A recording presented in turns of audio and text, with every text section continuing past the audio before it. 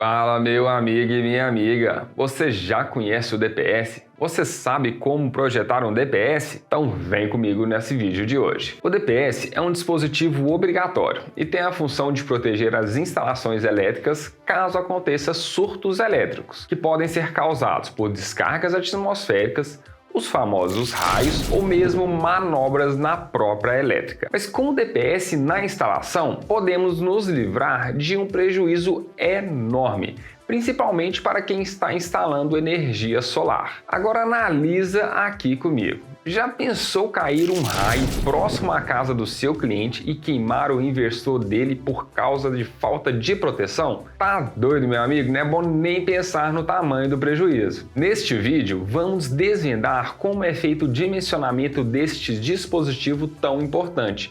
Quer aprender tudo no detalhe? Então fica aqui comigo até o final, você não vai se arrepender. Mas aqui, antes eu quero te falar que temos um desafio para o novo canal de projetos da E4. Precisamos alcançar a marca de 1000 inscritos e quem vai nos ajudar é você. Se inscreva aqui no canal, se já foi inscrito, compartilhe esse vídeo com o maior número de pessoas possível. E se alcançarmos essa marca até o final de junho, eu vou trazer uma série completinha com o dimensionamento da parte de corrente contínua também.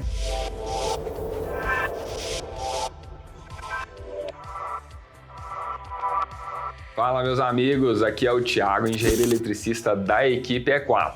Vamos lá! Primeiro precisamos saber que existem 3 tipos de DPS, o classe 1, 2 e o classe 3. Em resumo, o classe 1 geralmente são instalados nos quadros primários de distribuição, os famosos QGBT. O classe 2 nos quadros secundários de distribuição. E o classe 3 são instalados próximo aos equipamentos. São aqueles dispositivos que você coloca na tomada. Como o nosso sistema será conectado à rede elétrica no quadro de distribuição secundário, o DPS utilizado será o DPS classe 2. Além disso, vou analisar 3 fatores para um correto dimensionamento. O primeiro é o fator UC, que é a máxima tensão de operação contínua do DPS. Essa é a tensão onde a partir dela meu DPS irá atuar. Só para você entender melhor o que é essa máxima tensão de operação contínua, vou te mostrar um exemplo. Se você tem um DPS de 175 volts, quer dizer que até 175 volts de tensão nos terminais do meu DPS, ele não atua.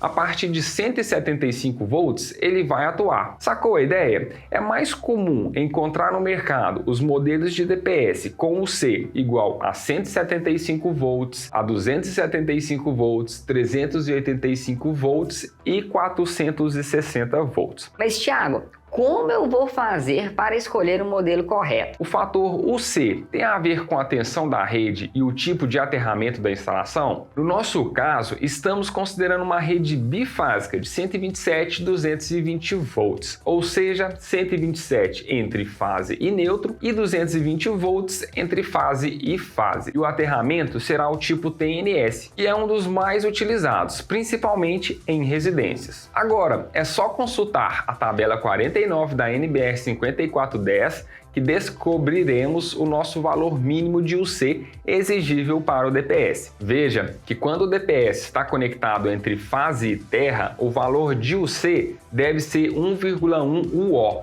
E olhando nas notas, o O é a tensão entre fase e neutro.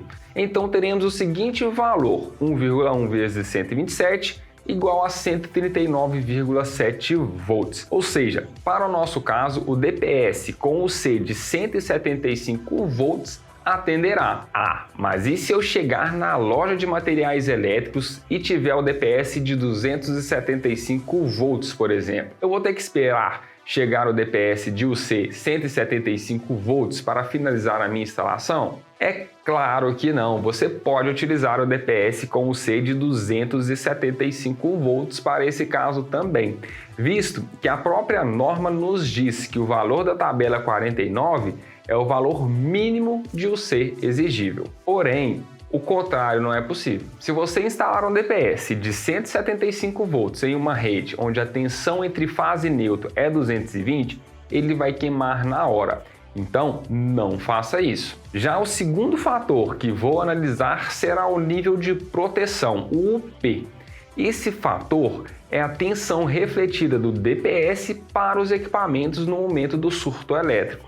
Explicando de maneira simples, é a máxima tensão que o DPS pode deixar passar para o equipamento. Mais uma vez, vamos verificar isso na NBR 5410, especificamente na tabela 31. Então olhamos o campo equipamento de utilização e escolhemos a tensão da nossa rede elétrica, que no nosso caso é 127.220 volts.